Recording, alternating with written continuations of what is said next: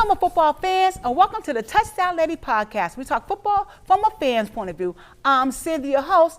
Let's just get into it. Now, there's not a lot of things that's going on in the NFL right now, but training camp has started for all the teams, and that means football is just around the corner. But there's a couple of stories that I've been following about contract disputes with the players and teams, and we're going to start off with the Dallas Cowboys and Micah Parsons. Micah Parsons has not signed an extended contract yet with the Dallas Cowboys, but he says he will show up for training camp. I don't know. Hopefully he'll get his contract before the season starts.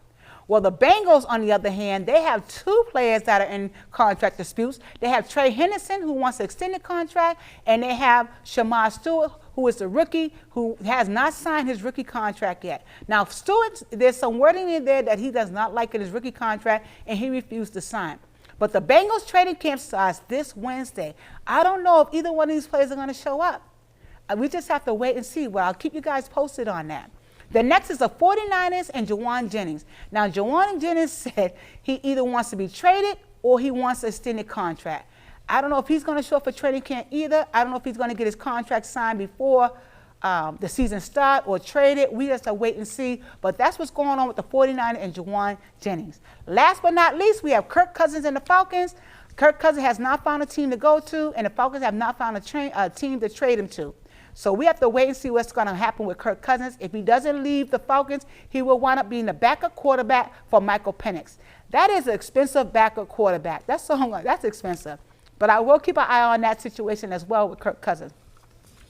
Now let's get into the basics with for the ladies. Now I want to make a correction to my last video. I said that halftime was between the third and fourth quarter. No. Halftime is between the second and third quarter, and it's 12 minutes. That means 12 minutes, the players and the coaches go into the locker room, and they do what they do. I don't know what they're doing in there, but they got 12 minutes, and that's halftime.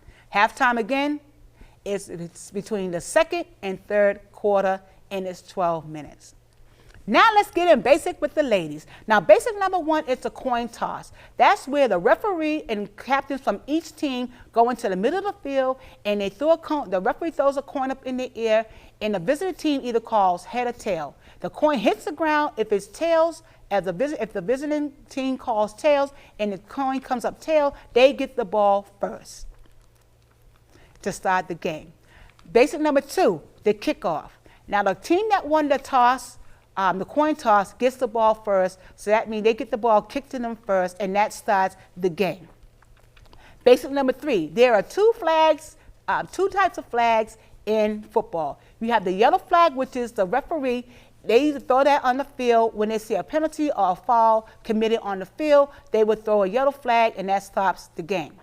Then you have the red challenge flag, and that is for the coaches. If the coaches see something on the field or a call that they think was miscalled, they could throw the red challenge flag, and that will stop the game, and they will review. That will stop the play, and they will review that play on the play that back in a replay to see if a foul was really committed or if a call was not called. So again, you have two flags: yellow for the referee and the red ones for the coach to challenge.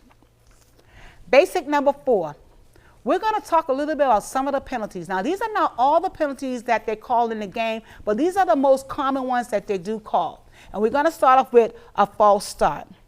A false start is when the offensive line is lined up on the line of scrimmage, and before the ball is hyped or snapped to the quarterback, one of the players on the line of scrimmage moves, and that is called a false start. The next one is going to be a holding call.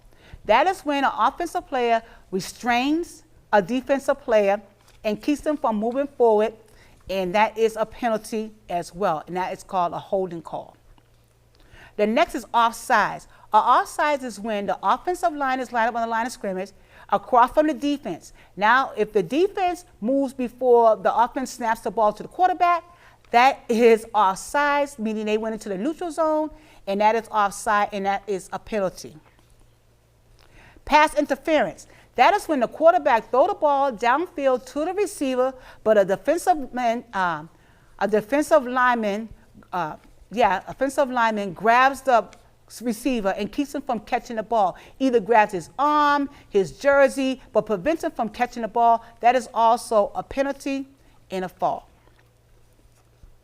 Delay of game. Delay of game is when the offensive line does not snap the ball in the allotted time, meaning that the offensive line has 25 seconds to snap the ball. If they don't snap the ball within 25 seconds, that is a penalty, and that is called delay of game.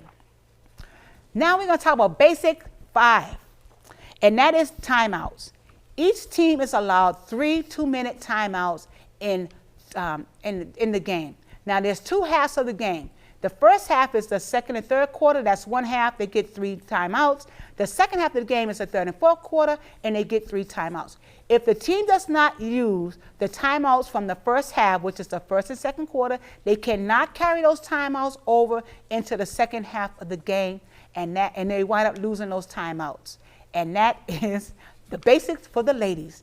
Now, this is a part of the show. If you want to reach out to me, you can email me at touchdownladies@gmail.com. That's touchdownladies@gmail.com. Well, I'd like to end the show on something positive, and I do something I call Facts, Fun, in Football, where I reach in here, and I'll pull out something fun to end the show on. Let's see what we're going to get.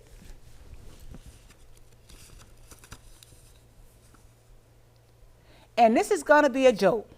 Where did Jedi play football? On the force field.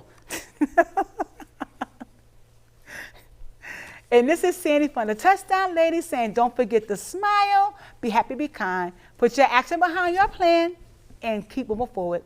And I'll talk to you later. Bye.